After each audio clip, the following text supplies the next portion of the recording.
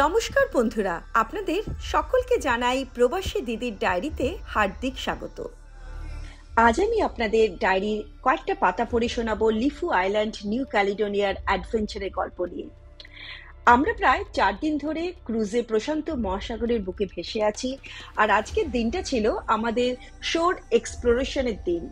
তাই আজ সকাল থেকেই আমরা তাড়াতাড়ি করে ঘুম থেকে উঠে ব্রেকফাস্ট সেরে ফেললাম। তারপরে একটা ছোট্ট বোটে করে পাড়ি দিলাম এই সুন্দর প্যারাডাইস লিফু আইল্যান্ডের উদ্দেশ্যে।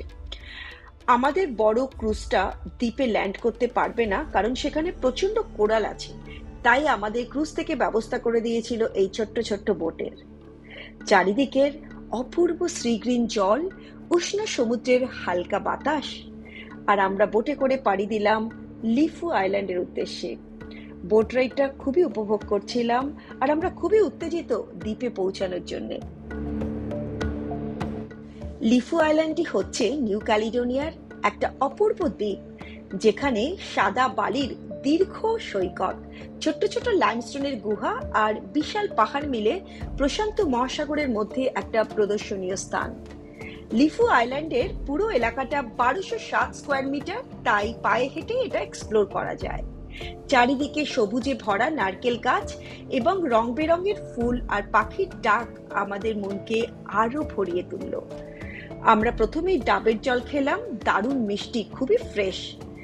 এরপর শুরু হলো আমাদের পাহাড়ে ওঠার রাস্তা, কারণ পাহাড়ের ওপরে একটা সুন্দর চার্চ আছে এবং সেখান থেকে পুরো আইল্যান্ডকে দেখা যায়।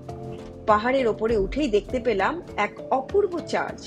চারিদিকে প্রশান্ত মহাসাগর, পাখির ডাক, সত্যি অসাধারণ লাগছিল।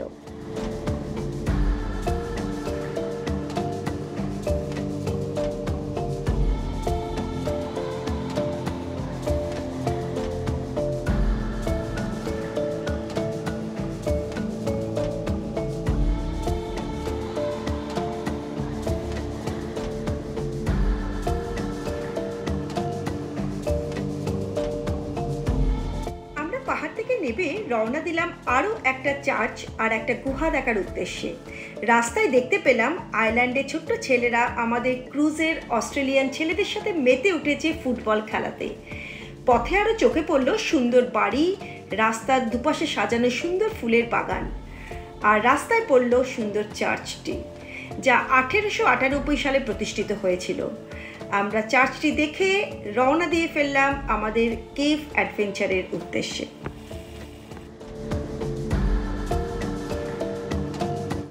এরপর শুরু হলো আমাদের কেভ অ্যাডভেঞ্চার ট্রিপ। লু জাজিনি কেভ মেন বিচ থেকে প্রায় 1 কিলোমিটার দূরে একটি দুর্গম পাহাড়ের মধ্যে অবস্থিত। এখানে একটি অপূর্ব স্প্রিং ওয়াটার আছে, যেখানে সবাই স্নান করতে আর সাঁতার কাটতে যায়। তবে কেভের এন্ট্রি ফি ছিল $10।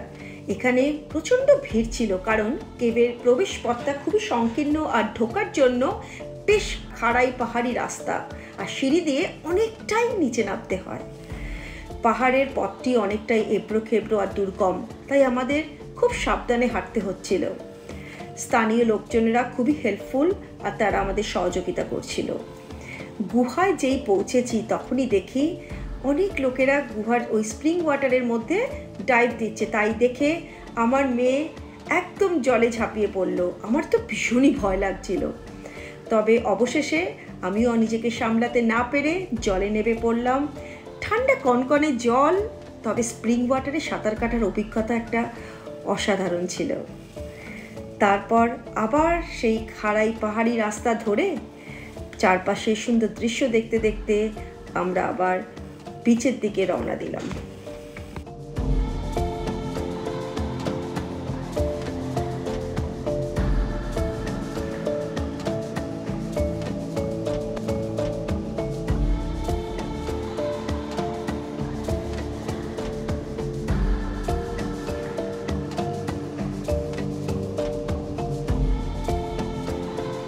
এরপরে আমরা বিচে ফিরে একটু বিশ্রাম নিলাম আর সমুদ্রের সৌন্দর্য উপভোগ করলাম।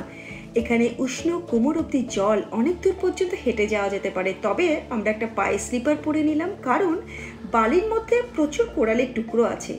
আমরা অবশ্যই সাঁতারও কাটলাম আর বিচের হোয়াইট স্যান্ডের দারুণ মজা করলাম। এরপরে ফেরার পালা, সূর্য অস্ত যাচ্ছে, আমরা বোটের দিকে এগোলাম। লিফু আইল্যান্ডের সৌন্দর্য আর উষ্ণ আতিথেয়তা এবং অন্যান্য অভিজ্ঞতা নিয়ে আমরা আবার ক্রুজে ফেরত আসলাম।